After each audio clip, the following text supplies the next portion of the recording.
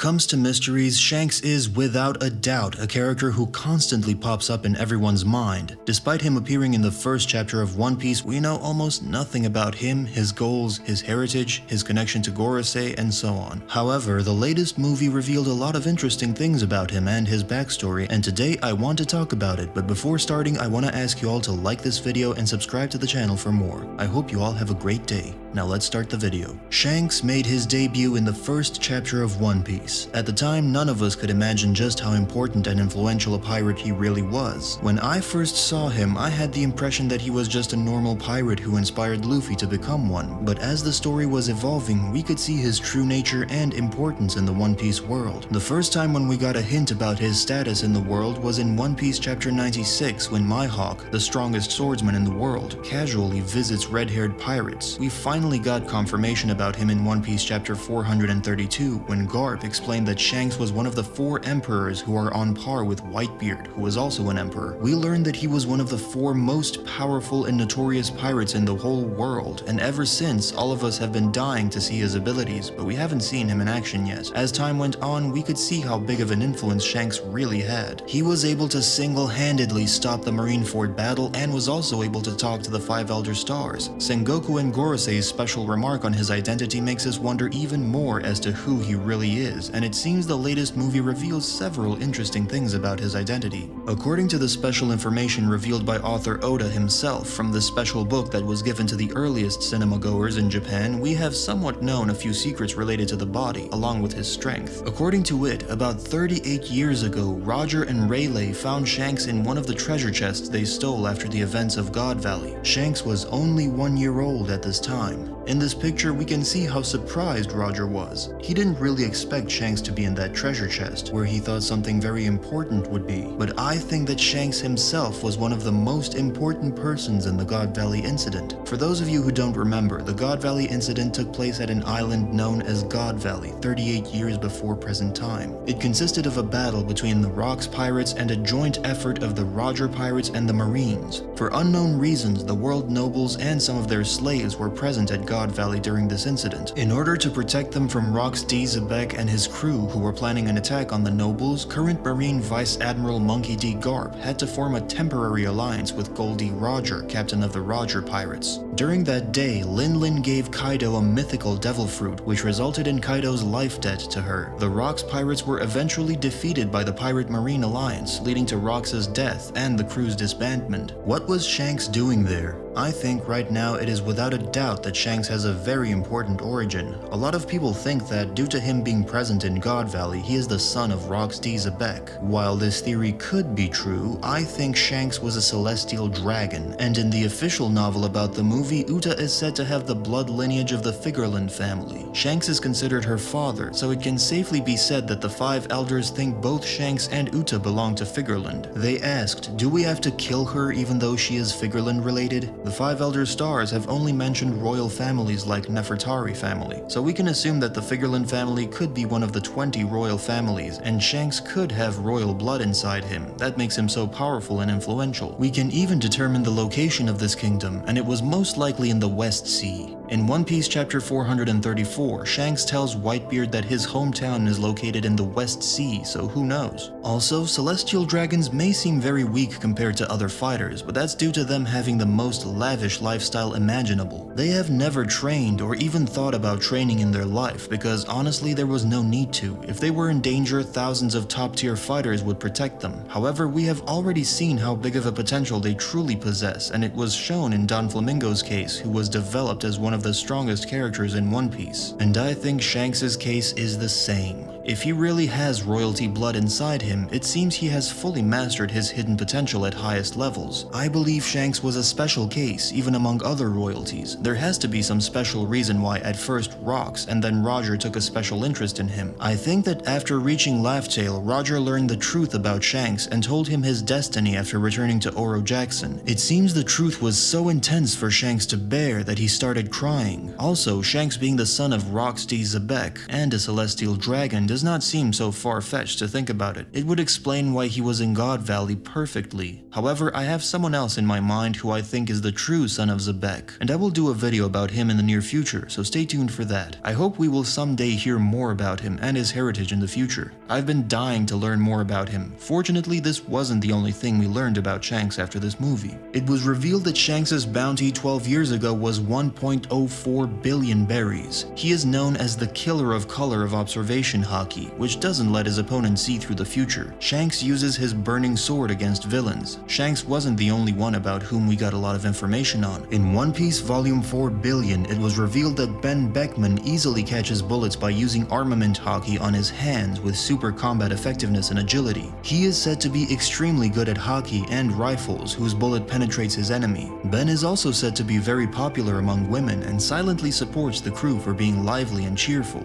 Next one in our list is Yasopp. According to Volume 4 Billion, he never misses his mark. He also has very powerful observation hockey, which is even superior to Katakuri's. He is extremely good at armament hockey and possesses an ability that makes his bullets split. He likes to eat food that must be peeled without peeling it. Yasopp mocks crewmates for leaving his son and wife, and his nickname of Chaser frightens people. Next one is Lucky Roo, who loves to cook and is responsible for the crew's meals. He is very good at armament hockey and uses his body in combat. Unlike Ben Beckman, he is not very good at handling women. It is also said that he attacks like Cannonbolt from Ben 10. Hongo is a doctor and so familiar with weapons that he can rip apart weapons instantly. He loves a clean environment. Building Snake is a navigator. He attacks with a stomping kick. He fights with acrobatic juggling two-sword style. He is good at defense. Bonk Punch and Monster are musicians. While Monster beats fodders and gains time, Bonk spends some time and releases a strong punch to a formidable enemy in one breath. Oda wrote that his power is super strong.